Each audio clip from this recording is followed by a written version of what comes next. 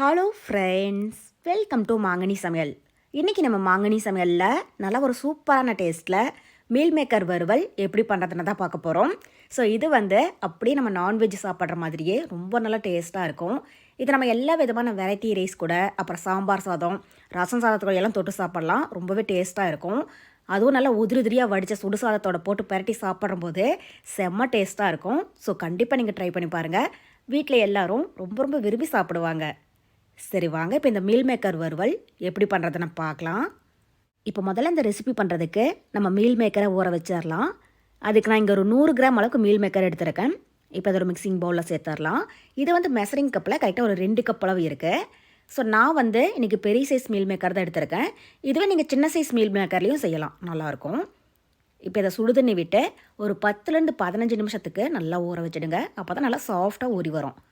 பச்சை தண்ணி சேர்க்கக்கூடாது. பாருங்கள், இந்த மாதிரி நல்லா கொதிக்கிற தண்ணி விட்டு ஊற வைங்க. அப்போ தான் சீக்கிரமாக ஊறும். இப்போ ஒரு டைம் லைட்டாக கலந்து விட்டுட்டு அப்படியே ஒரு ஓரமாக வச்சுடுங்க. இது ஒரு 10 நிமிஷம் இருக்கட்டும். அதுக்கப்புறமா எப்படி இருக்குன்னு பார்க்கலாம்.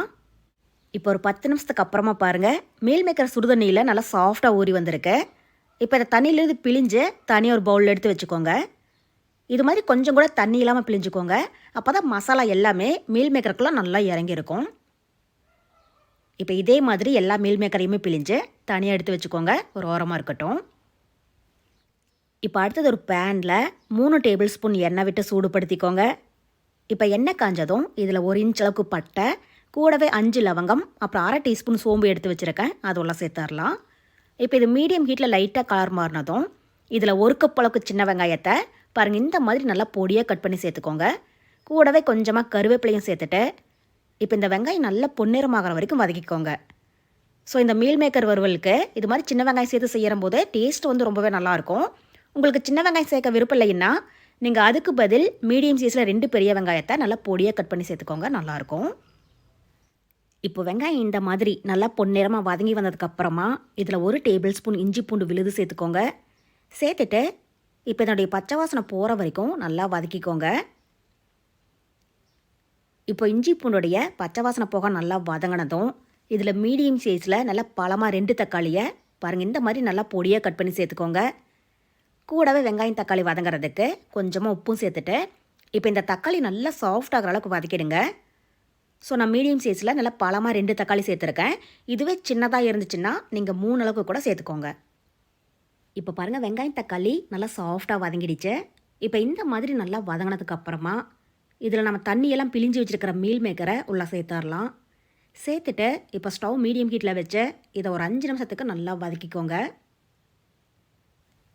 இப்போ மீல் மேக்கர் இந்த மாதிரி நல்லா வதங்கி வந்ததுக்கப்புறமா இப்போ இதில் நம்ம தேவையான மசாலா பொருள் சேர்த்துடலாம்.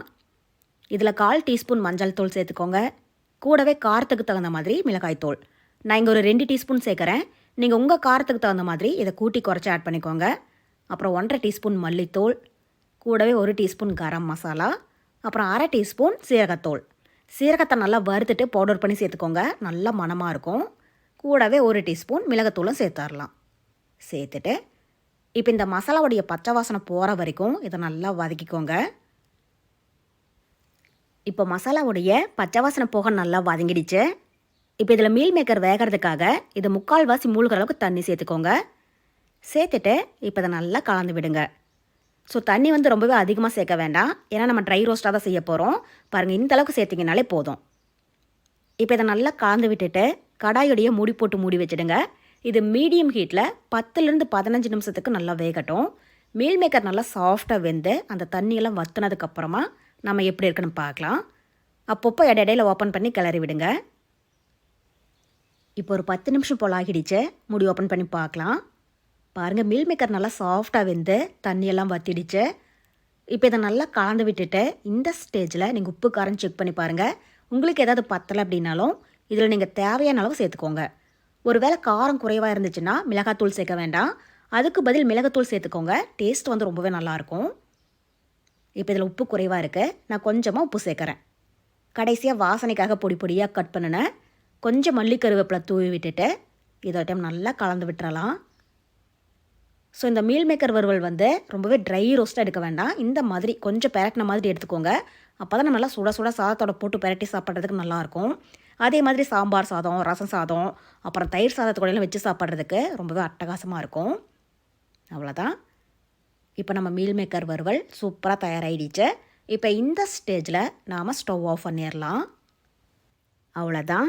நமக்கு இப்போது ரொம்ப ரொம்ப டேஸ்டியான மீல் மேக்கர் வறுவல் தயாராகிடுச்சு. ஸோ கண்டிப்பாக நீங்களும் இதே மெத்தடில் வீட்டில் செஞ்சு பாருங்கள். செஞ்சு பார்த்துட்டு எப்படி இருந்துச்சுன்னு மறக்காமல் கமெண்ட் பாக்ஸில் சொல்லுங்கள். என்னுடைய இந்த ரெசிபி வீடியோ உங்களுக்கு பிடிச்சிருந்தா லைக் பண்ணுங்கள். உங்கள் ஃப்ரெண்ட்ஸ் அண்ட் ரிலேட்டிவ்ஸ் கூட நிறைய ஷேர் பண்ணுங்கள். மறக்காமல் மாங்கனி சமையலுக்கு சப்ஸ்கிரைப் பண்ணுங்கள். நன்றி.